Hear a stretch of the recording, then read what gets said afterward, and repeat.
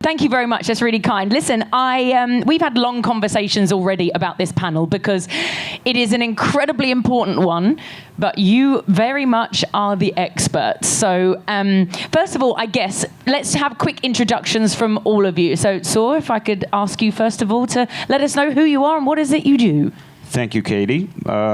Very good to be here. Thank you for having me. My name is Tu. I work for DAZN. DAZN is probably nowadays the largest sports streaming service in the world, working globally in over 200 markets, specifically with, let's say, more efforts in about 10 core markets. And I've been working in the past 2 years in a team that is called DAZN X, which is responsible in bringing the X factor to DAZN, mostly focusing on innovative and unique viewing experiences, driving innovation, and making the sports broadcast more innovative and fun to watch. Amazing, sounds good. I've been given permission to call you Jin. So Jin, please tell us what it is that you do. Yes, thank you, Katie.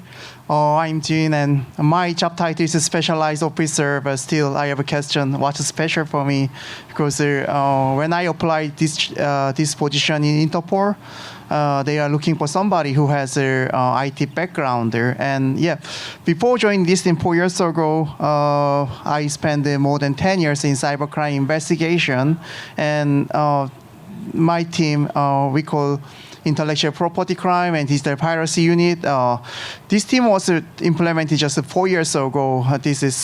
We have 1,200 officers in Interpol, but my team is one of the smallest one, and which has very short history. But even though we are very new and young, we had made lots of good performance for the last 4 years. So yeah, today I will talk about digital piracy shortly, but. Let me give you another side of a talk today. Thank you very much. Yeah. Thank you, Jin. And David, to you, please. David Worth, founder and CEO of US-based, athlete-seated, AI-powered fan engagement platform Player. So we kind of run on the thesis that the next generation, 1.5 billion fans, are clipping moments and following players over teams. And so we've created this AI-powered backend, essentially, that helps to deliver player moments that then click through to the ecosystem of our partners, the whole sports ecosystem, as the gentleman was just talking about. So that's betting, buying, retail, and also watching experiences, all curated from player moments. We're starting with baseball. We're backed by the Major League Baseball Players Association. And we're focused on really building that sport in the U.S., but certainly have opportunities in consumer, other sports, really enjoying meeting everybody here, but also we're launching an API as well to power other apps, whether that's sports leagues, teams, or media rights holders globally. So thanks for the time. Amazing. Thanks so much, all three of you, for being with us. I think let's start off with the more serious subject of piracy. It is such a big issue right now. So I guess really coming to you, Jin, and then from a broadcast perspective, Tor, as well. What is curbing leakages today? How is it happening, and where is the gap? What are we doing, Jin? Tell us. Or maybe we have a three perspective about somehow to curbing leakage of information or content, because we may consider legal framework or technology or partnership. But I believe most of the countries have enough legal framework to punish to protect copyright content, and also they have enough framework to punish copyright infringement. That's all. Yeah, most of them have a similar and enough legal system. Secondly, let's see technology. I think what I can I think there could be watermarking or encoding or DRM encryption. I think most of it companies are evolving in technology. They have enough technology and systems. But when I see the market and digital crime scene, no, sorry, digital piracy scene, I think there is not enough for partnership. Yeah, because nowadays digital piracy is like a multinational crime and is operated by a criminal organization. But when I see, we need more partnership. That's what Interpol is doing on this moment. Let me bring some example like EVPad. This is the most popular illegal streaming device. I guess they must have more than 100,000 users in Asian countries, and they are still selling these devices. If you purchase this device, just pay $150, and you may use it for 5 or 6 years without subscription fee. But what you can watch is more than 1,260 channels and hundreds of thousands of VOD. So think about it. If you have a subscriber like English Premier League, Netflix, Disney Plus at once, just it's a 1 or 2 months subscription fee is enough to purchase these one devices. But what's the problem? They provide 1,200 channel. It means the channel streaming came from more than 10 or 20 countries. It means they have infrastructure in 10 or 20 countries. It means they are multinational organization. Their multinational structure protect itself because no single law enforcement, no single entity there to open investigation against them. That's what I say, why we need a partnership. Yeah. It's so interesting because bringing you in, for this, because this must kill you inside to hear those kind of statistics. Yeah, well, we're very familiar with the statistics and the numbers, of course, and Jin was mentioning the cost of or the price of the subscription and comparing to these pirate tools. And I want to take this discussion maybe to a different angle, because from my perspective, the zone, of course, has a huge operation around piracy. Piracy is a big problem and a major challenge. But it's not only a technical challenge. We have people dealing with the technical challenge, but it's also an engagement and experience challenge nowadays. So we're looking at it from different angles as well. We're saying, okay, what is the motivation that brings someone to watch streams illegally instead of buying our subscription? And how can we create a better experience that is focused specifically for the users that are more prone to watching illegal streams, and for that we have a lot of work that is done around fan engagement, around building the different capabilities and options for users to engage while watching, about providing betting offers and other related offers that are relevant specifically for this audience that is more piracy prone, and I believe that it's a combination of both efforts. You can't rely solely on the tech to solve this issue or the legal to solve this issue. You have to always pursue a better experience for the users. And for all types of users. It's not only one audience. That makes sense. And before, David, I bring you in on this, because that is right up your street. Jin, coming back to you with regards to then the technology side and the piracy side, how am I going to phrase this in the nicest possible way? Like, are you really going to come down really hard on these people that are just, how are you going to find these people that are in a small village somewhere or a small town somewhere that has this little illegal device? Like, what's stopping them just doing it from an Interpol perspective? Oh, exactly saying Interpol or most of law enforcement, we don't care about end users. I know some European countries, they implemented a legal framework to punish its end users. But let me bring again the EVPad case. So how come Interpol organized this operation to punish 100,000 users of this EVPad? I think it's too much, and also I concern there will be some backlash.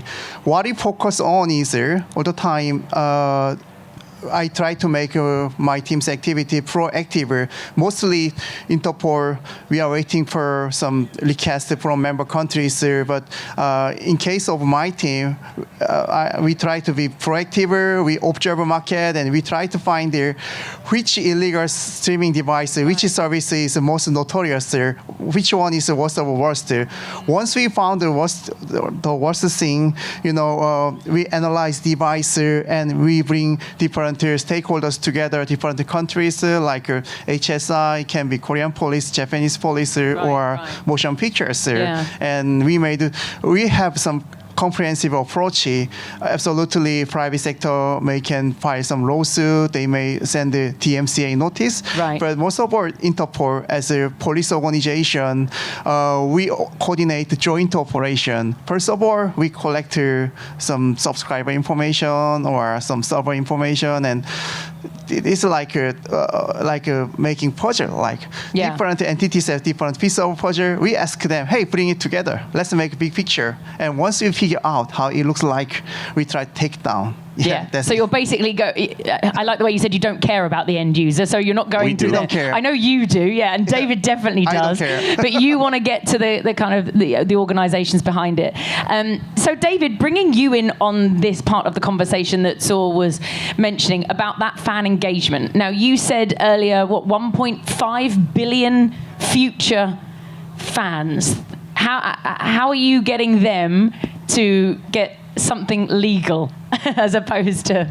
Yeah, that's interesting. Look, we're just a router, right? So we're delivering a great fan experience. We bring fans in and then connect them to the ecosystem. So we would work with DAZN and we would work with other broadcast and streaming partners, and we just supply a moment-based experience where when something's happening around a player that you're following, because 1.5 billion Gen Z and younger, Deloitte came out with a study and said 70 to 75% of those folks prefer following players over teams, and they have a 3-second attention span, right? So we have to provide, and so it's moments over long form, right? So the way that, let's say, the traditional streaming and broadcast environment exists is they're expecting people to have a button seat and watch a 2.5, 3 hour match or game or whatever it is. So there's a fragmentation in the ecosystem that needs to be, there's a kind of a need to be solved there.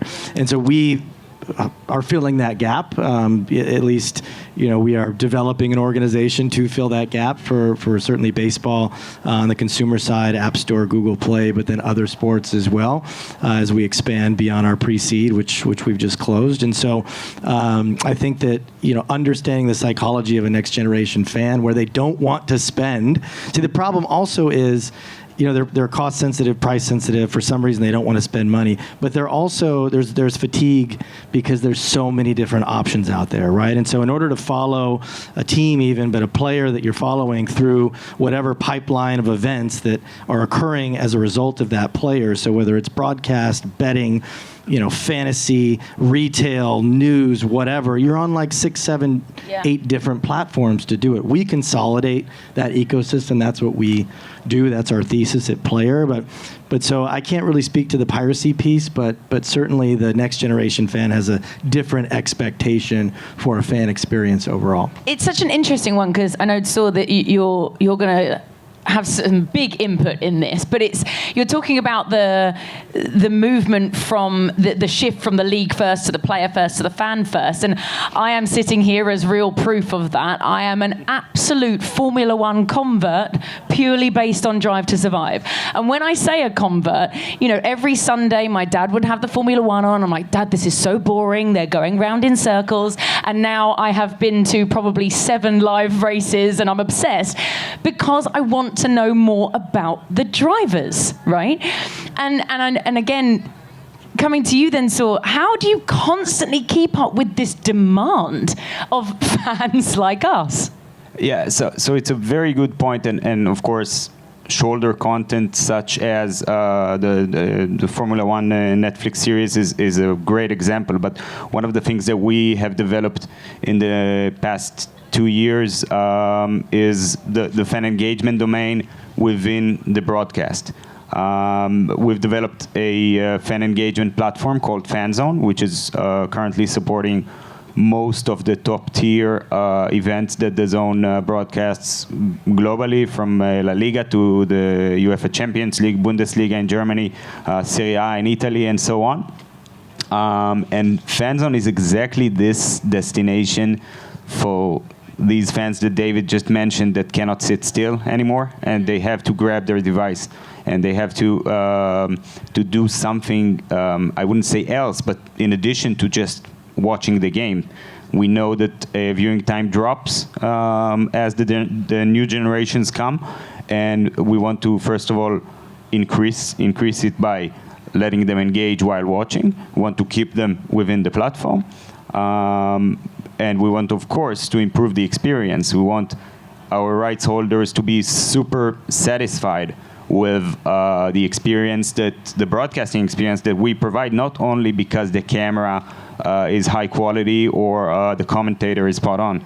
We want them to be, we want the rights holder to be very satisfied because the fan is happy, because he continuously follows the league and watches more and more games in this fun and engaging way. Also, in addition to making it very fun, making it safe, making it interesting, and complementing the video broadcast with more, I wouldn't say content. In some cases, it's content, but not only. Well, because that is the interesting part, isn't it? Because broadcast will always be there, but then how do you bolster that with the social element? Now, David, bringing you in again, because Tsur mentioned about the rights holders, this has to be a revenue engine as well, right? Because interestingly, you said we want them to watch the TV, but we also want them on the app at the same time. It's like, what do you want from us? But how do you make that revenue from that? Yeah, it's a great question. I mean, look, the back to behavior, right? So we're expecting in that scenario that a fan is sitting down and they're paying attention to a traditional, you wish. TV box, yeah, right? Yeah. The fact of the matter is we're busy, we're running around, you're in school, you're working, whatever it is. And so you've got your mobile device on you at all times. And so there's this, this scenario where we just become more beholden to what's in our pocket, right? And so to be delivering content and context, I think is what Tsur was alluding to, around a moment, around an athlete, around sport, is really the next kind of evolution to keeping engagement, keeping a fan's attention, right? Because it's just becoming more and more challenging. And then so frankly, to your point with Formula One, it's all about storytelling, right? Like these days, it's about storytelling. And so how do you create the story around and look, the athletes are the content, right? I mean, for years, the leagues have thought, high horse, it's our stuff, right? But fact of the matter is, the players are the one with the social media accounts, right? The players are the ones that, are engaging with the external environment and the audience in a different way to help drive the league. And so the more we can embrace that they're the storyteller, they're the ones that are, for the most part in this next generation, bringing in the audience and the eyeballs, that's, and that's through social media, right? And that's through fantasy. I mean, look, NFL, and I'm sorry to speak mostly U.S., but NFL, 60 million fantasy players, right? And they're focused on the players, right? Baseball's got about 10 million, but cricket, I mean, good Lord, cricket, 100 million fantasy players. And so you've got this really like super fan kind of target audience that really only cares about what those players are doing. So the more the rights holders or rights licensees can adapt to these kind of super fan need for moment, need for intermittent connection with their broadcast or context around the players that they're following to help add some activation layers to their interest, I think that's certainly a kind of a value prop for the future. What about, though, sticking with that, because I'm interested about, say, for example, the fantasy leagues. Are Gen Z and Gen Alpha still getting involved from the fantasy side of things? Like, how are you, okay, that's good. So how are you differentiating? It's crazy. I mean, sorry, like it's absolutely, because as soon as you start adding a competitive layer to anything, like the next generation's all about it. And I tell you, betting, when you add a betting element to fantasy or just in general, prop betting, gamification, Predictions. What's that? Predictions. Predictions. I mean, it's like that's, I got my buddies, they're 12-year-olds are playing fantasy with them. Yeah. And they're in a pool where, the winner takes $1,000 or whatever it is. So, there's this crazy engagement. I think it is passed down probably generationally to a certain extent, because in order for a 12-year-old to be on a device, you probably have to have some authority from the parent or do it together collectively. But yeah, I mean, I'm seeing a lot of that. Yeah, I mean, my 12-year-old nephew, every Liverpool game, who you got? What you got? What's the score? You're like, predictions is such an interesting way. Data overall. Like they're constantly over data. Constantly. You mentioned as well earlier about there is so much noise. How do you break through the noise? So coming to DAZN, right? How do you make sure that people come to your platform and absorb your content, whether it be in the traditional sense or from a social media aspect? So I think and you mentioned it right now, the social layer is super important. And the social layer can come in many shapes. I think that even fantasy is somewhat social when you group it together or when it's a group of friends. Predictions is another great example of something that you can do either alone or against your friends. And I think that taking this broadcast experience from me versus the screen to let's say an interactive experience where sometimes the screen even feedbacks me. So one of the things that we're doing quite a lot is to create feedback for users. If a user is commenting something very interesting in the chat or winning a competition, we always echo it on the screen, either in a programmatic way or with the production team. And that's a very important layer in providing the users an additional layer and, of course, extra value. And I think that all of the social elements across the platform, and this is something that we are also going to develop quite a lot in the next year, and we're putting a lot of focus on, is to making our platform something a place where users can actually communicate with each other, more than just posting and having more of let's say a DAZN identity. And I think that this is another natural step for us growing from, let's say, a simple broadcaster into a social platform, in addition to the tier 1 rights that we hold. Doing everything to keep them within your platforms. I love it. David, you're nodding along there in agreement. I mean, it's fantastic, isn't it? Just, and I wanted to ask you as well. You kind of touched on it, but how do you also see you marketing differently to these Gen Z's, Gen Alpha? I mean, I speak on behalf of all elder millennials, but they're a very different breed, aren't they? There's constant talks about shortening Formula 1 races, shortening baseball games. We've now got, obviously, not in addition, talking cricket, 2020, we also have the 100 in the UK. Are we going to get to the stage where we have like a 5-minute broadcast and then everything's on social?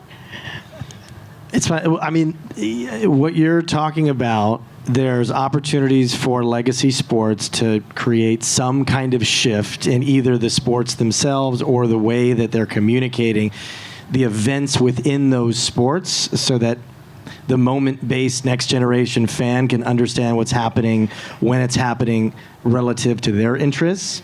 So there's certainly a push for that, but that's also an opportunity in an open door. I mean, we've seen so many emerging sports, right? And there was a presentation yesterday afternoon as well, where there's so many shorter form sports coming on board, on market, where they are even kind of 360 in a way, right? They've got their rights, they own their rights, they're doing the broadcast, they've created some version of a sport that already exists. It's maybe shorter form, maybe there's a different element, a 1-on-1, a 3-on-3, whatever it is, to a current legacy sport. And I think that what's happening with attention in general, which is a challenge and a struggle for a lot of the rights holders or the rights licensees, is that there is more competition in sport coming on board. So how do you which we didn't have 20 years ago, 10 years ago, right? And now there's 15 different forms of soccer, right? Like omni-ball and this ball, one-on-one, three. So it's how do you adapt, as a fan engagement-minded organization or technology to, build those stories around the players, kind of back to that and create, something different, unique. Yeah, and just to add on that, I think that nowadays rights holders definitely understand it, and us as broadcasters always also understand it. You can see it in specific formats that we develop and broadcast. We did Infinity League in Germany, and we're doing different formats for all kinds of sports to test and to learn the markets. And I think that the testament that the rights holders are playing in this game as well is the amount of time, efforts, and resources they're putting into manufacturing and distributing more and more highlights, as Sebastian mentioned earlier. A great example, and I think many of the rights holders are already in this place. It's interesting touching on what was said yesterday, whereas you now have so much data as opposed to 10 years ago where it was just focus groups of actually asking people. Conscious that the clock has all of a sudden gone to zero, but I think we've got a couple more minutes because I just want to quickly wrap up. And Jin, bringing you in on this, but I'm really interested to know, David and Saul, your thoughts as well. How, again, as an MC, I should really know how to word things. What signals tell you that then you think that a viewer is going to convert from illegal to legal? Is that some kind of data that Interpol have? Like, how are you going to get them? We know that you're streaming illegally. What can we do from your side, I guess, at the back end to get them to start legal subscriptions? Okay, I don't know where, but we just take down notorious market one by one because the problem is, for example, today I purchased this illegal device, 150, but next day if this network is shut down, they'll be frustrated. So, no other way, just we try to do our best to take this website one by one and make a user of illegal content to feel frustrated, and I will drive them to use legal content. That's it. That sounds fair to me. Saul? I just want to add that in many cases we can see pricing rising, which could also always impact that and be a very good warning for piracy rise as well. And as I mentioned earlier, our job is to make sure that even if and when we rise the price, because it's a business at the end of the day, we need to provide a perfect experience to our users, no matter the price. Makes sense. And David, final word with you. David. I agree. Price, yeah. Oh, good. Yeah, price is a good one. I got nothing meaningful to add to that. However, I will say that I have a quick question in closure. So from a DAZN perspective, if somebody is tuning in to your stream or your broadcast and they happen to be illegal, those are still eyeballs that you can monetize, I expect? Or how do you kind of look at that from your perspective? It's a complicated issue, which is a bit hard to answer since there are a lot of legal aspects that are involved in this. But I think that from our perspective, piracy is something that we want to stop first and foremost, and of course it harms the business. And we're not looking to leverage the outcomes of it in any way, but it's a very cheeky way to think about it. And what a perfect way to wrap up our fantastic panel today. David, Jin, Saul, thank you so much, ladies and gentlemen. Fantastic panel. Thank you.